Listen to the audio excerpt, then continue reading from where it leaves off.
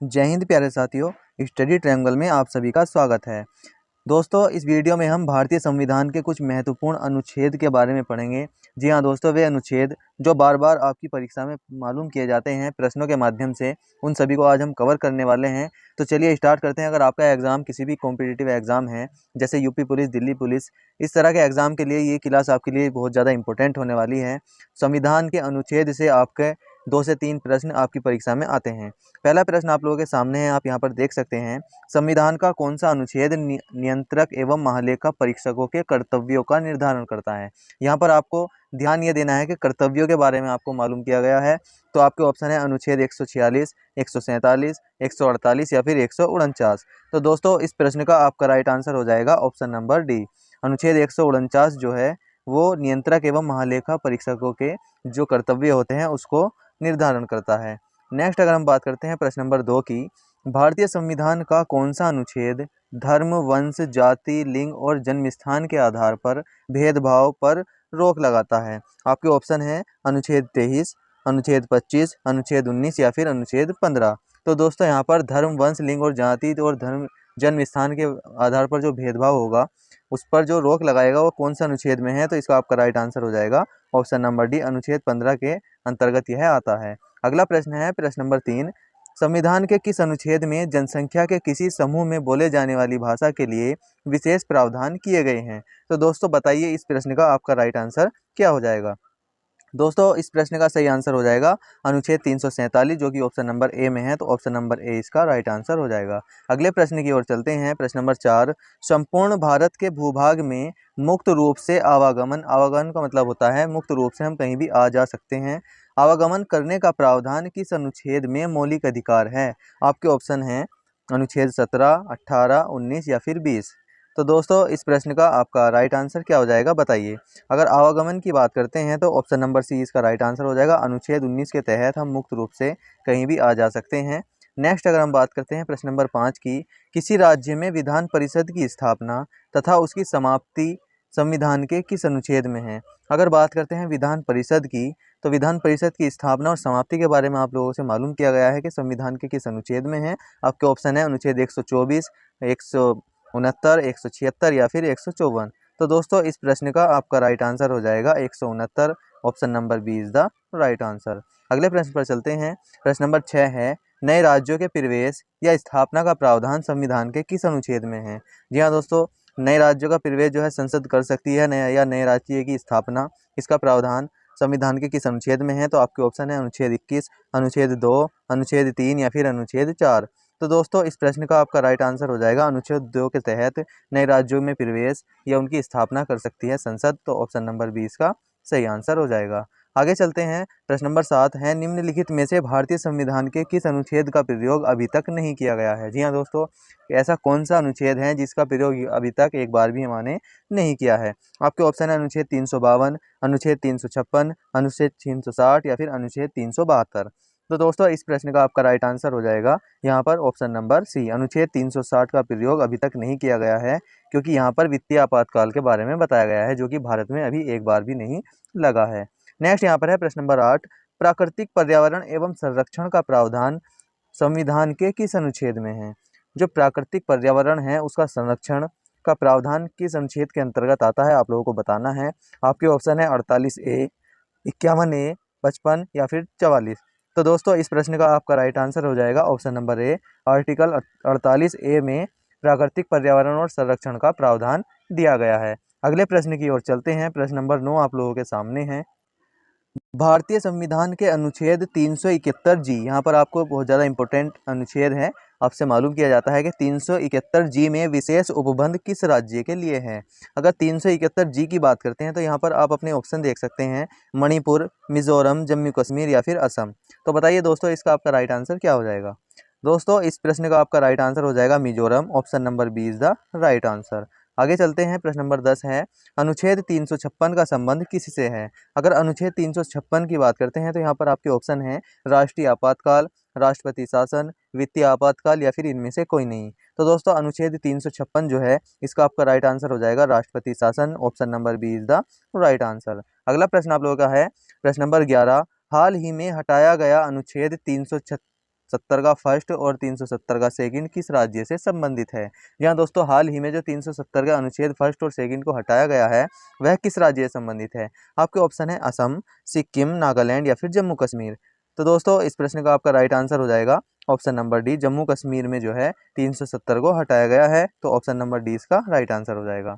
Next यहाँ पर है प्रश्न नंबर 12, भारतीय संविधान के कौन से अनुच्छेद में राज्यों में संवैधानिक तंत्र के असफल होने पर राष्ट्रपति शासन का प्रावधान है?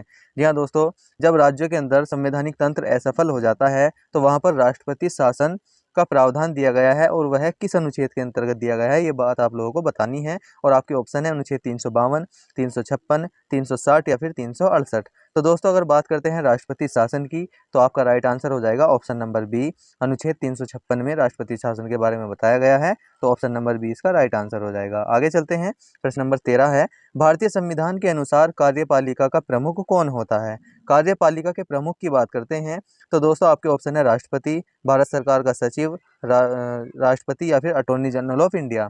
तो इस प्रश्न का आपका राइट आंसर हो जाएगा ऑप्शन नंबर सी, भारतीय संविधान का जो कार्यपालिका का प्रमुख होता है वह कौन होता है?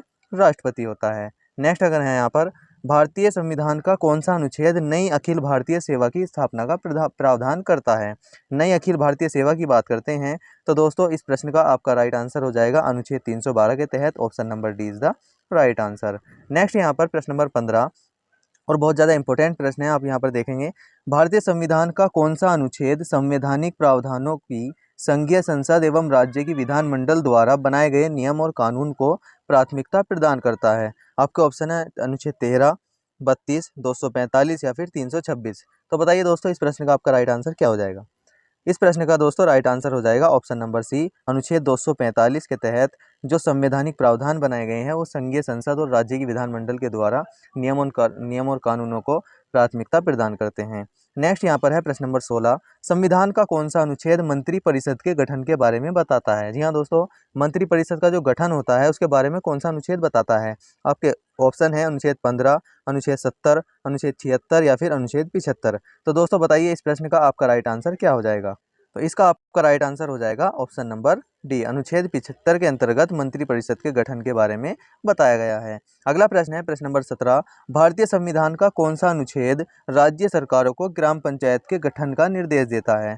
ग्राम पंचायत के गठन की बात करते हैं यहाँ पर, तो आपके ऑप्शन है अनुच्छेद 38, 39, 40 या फिर 44। तो ग्राम पंचायत का जो गठन है वह अनुच्छेद 40 के अंतर्गत है, तो ऑप्शन नंबर सी इसका राइट आंसर हो जाएगा, option number C is the right answer. अगला प्रश्न है, भाषण एवं अभिव्यक्ति की स्वतंत्रता के अधिकार की गारंटी संविधान के किस अनुच्छेद में दी गई है? भाषण और अभिव्यक्ति की स्वतंत्रता के बारे में आप लोगों को बताना है। आपके ऑप्शन है आर्टिकल 19, आर्टिकल 20, आर्टिकल 21 या फिर आर्टिकल 25। तो दोस्तों बताइए इस प्रश्न का आपका राइट आंसर क्या हो जाएगा? तो दोस्तों इसका राइट आंसर हो जाएगा आर्टिकल 19 में भाषण एवं अभिव्यक्ति की स्वतंत्रता के अधिकार की गारंटी है, option number A is the right answer. अगला प्रश्न है प्रश्न नंबर 19, निम्नलिखित में से भारतीय संविधान का कौन सा अनुच्छेद अस्पृश्यता का उन्मूलन करता है? या इसको हम अस्पृश्यता का अंत बोल देते हैं। तो इसका आपका राइट आंसर क्या हो जाएगा बताइए? आपके ऑप्शन है अनुच्छेद 15, 16, 17 या फिर 18। तो दोस्तों इस प्रश्न का आपका राइट आंसर हो जाएगा ऑप्शन नंबर सी, अनुच्छेद 17 के अंतर्गत अस्पृश्यता के अंत की बात की गई है, ऑप्शन नंबर सी इसका सही आंसर हो जाएगा। आगे चलते हैं, प्रश्न नंबर 20 है, संविधान सभा द्वारा अंतिम रूप से पारित भारतीय संविधान में कितनी अनुसूचियां थी? जी हाँ दोस्तों, जो शुरुआत में जब संविधान सभा के द्वारा संविधान को पारित किया गया तो अंतिम रूप से जो पारित हुआ था उसमें अनुसूचियां कितनी थी? आपके ऑप्शन है 13, 12, 8 या फिर 10। तो मूल रूप से आप लोगों से मालूम किया गया है, तो इसका आपका राइट आंसर हो जाएगा ऑप्शन नंबर सी, मूल रूप से भारत के संविधान में 8 अनुसूचियां थी। नेक्स्ट बात करते हैं प्रश्न नंबर 21 की, भारतीय संविधान की कौन सी अनुसूची दल बदल कानून से संबंधित है? जी हाँ दोस्तों, दल बदल कानून के बारे में आप लोगों को बताना है। आपके ऑप्शन है 10वीं अनुसूची, 8वीं अनुसूची, 11वीं अनुसूची या फिर 5वीं अनुसूची। तो दोस्तों बताइए इसका राइट आंसर क्या हो जाएगा? दोस्तों इस प्रश्न का आपका राइट आंसर हो जाएगा 10वीं अनुसूची जो है दल बदल कानून से संबंधित है, option number A is the right answer. अगला प्रश्न है यहाँ पर प्रश्न नंबर 22, भारतीय संविधान को 26 जनवरी को लागू करने का निर्णय क्यों लिया गया था?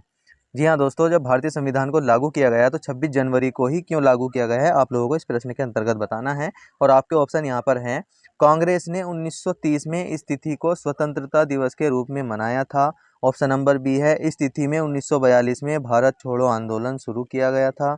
ऑप्शन नंबर सी है इस तिथि को महात्मा गांधी का जन्म हुआ। या फिर ऑप्शन नंबर डी इनमें से कोई नहीं।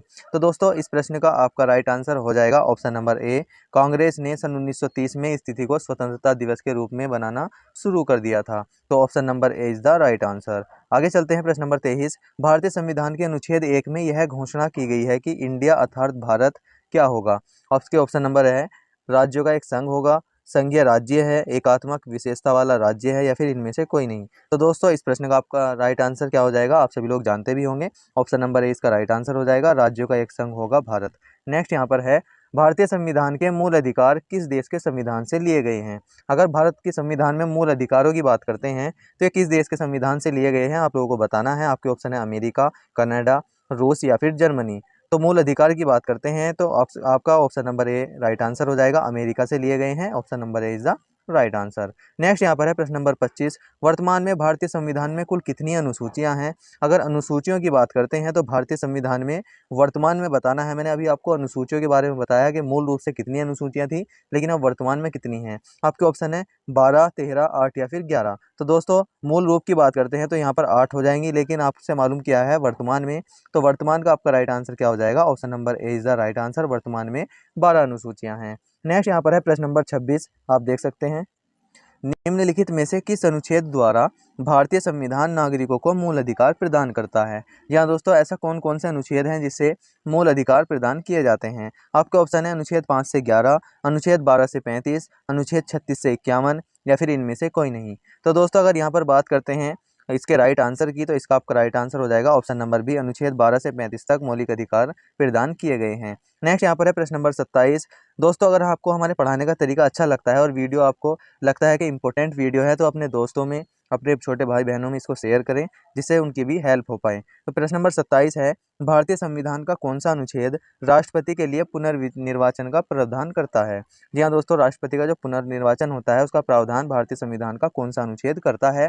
तो आपके ऑप्शन है 56, 57, 72 या फिर 71। तो दोस्तों इस प्रश्न का आपका राइट आंसर हो जाएगा अनुच्छेद 57 में राष्ट्रपति के पुनर्निर्वाचन का प्रावधान दिया गया है। तो option number B is the right answer. Next यहाँ पर है प्रश्न नंबर 28। मौलिक अधिकार के अंतर्गत कौन सा अनुच्छेद बच्चों के शोषण से संबंधित है। अगर बच्चों के शोषण की बात आपसे यहाँ पर की गई है तो आपके ऑप्शन है अनुच्छेद 19, अनुच्छेद 20, अनुच्छेद 23 या फिर अनुच्छेद 24। तो बच्चों के शोषण से संबंधित अनुच्छेद हैं, तो आपका यहाँ पर राइट आंसर हो जाएगा अनुच्छेद 24, जो कि ऑप्शन नंबर डी में है। Option number D is the right answer. Next यहाँ पर है प्रश्न नंबर 19। निम्नलिखित में से कौन देश के दोनों सदनों में से किसी का सदस्य नहीं होता है। आपके ऑप्शन है प्रधानमंत्री, वित्त मंत्री, राष्ट्रपति या फिर रेल मंत्री। अगर दोनों सदनों से बात करते हैं तो राज्यसभा और लोकसभा की बात की गई है। इन दोनों सदनों का सदस्य कौन नहीं होता है। तो आपका राइट आंसर हो जाएगा ऑप्शन नंबर सी, राष्ट्रपति इन दोनों सदनों का सदस्य नहीं होता है, परंतु संसद का अंग राष्ट्रपति होता है। संसद के 3 अंग होते हैं, लोकसभा, राज्यसभा और राष्ट्रपति, लेकिन इनमें से किसी भी सदन का सदस्य राष्ट्रपति नहीं होता है। तो ऑप्शन नंबर सी इसका राइट आंसर हो जाएगा। नेक्स्ट यहाँ पर है प्रश्न नंबर 30, जो कि आज की क्लास का लास्ट प्रश्न है। भारतीय संविधान के किस अनुच्छेद में निर्वाचन आयोग के लिए प्रावधान है। अगर निर्वाचन आयोग की बात करते हैं, जिसको हम इलेक्शन कमीशन बोलते हैं, इसमें किस अनुच्छेद में इसके बारे में बताया गया है। तो आपको ऑप्शन है 325, 324, 234 या फिर 136। तो दोस्तों इस प्रश्न का आपका राइट आंसर क्या हो जाएगा बताइए। इसका आपका राइट आंसर हो जाएगा ऑप्शन नंबर बी, अनुच्छेद 324 में निर्वाचन आयोग के बारे में बताया गया है। और दोस्तों ये प्रश्न आपको कैसे लगे हैं और क्लास कैसी लगी है कमेंट बॉक्स में लिखकर जरूर बताएं। अगर आप चैनल पर पहली बार आए हैं तो चैनल का सब्सक्राइब कर लीजिए और वीडियो को लाइक भी कर दीजिए। यहाँ तक वीडियो को देखने के लिए बहुत बहुत धन्यवाद। जय हिंद।